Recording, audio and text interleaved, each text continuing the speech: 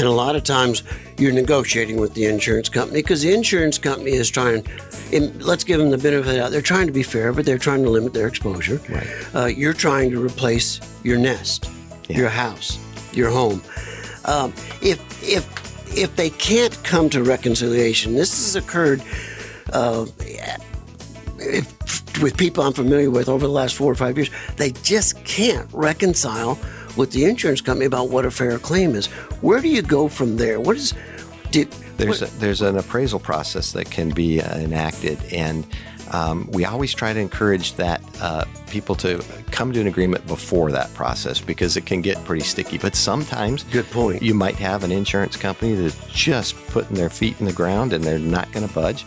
And what happens oftentimes is that we'll have a homeowner taking on the responsibility of trying to do the negotiations with the insurance company themselves, get to an impasse, and then call us.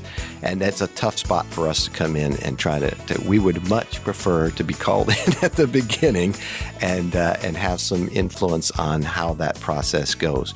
Because once both people feel their backs are up against the wall, they've drawn a line in the sand, it can take a long time.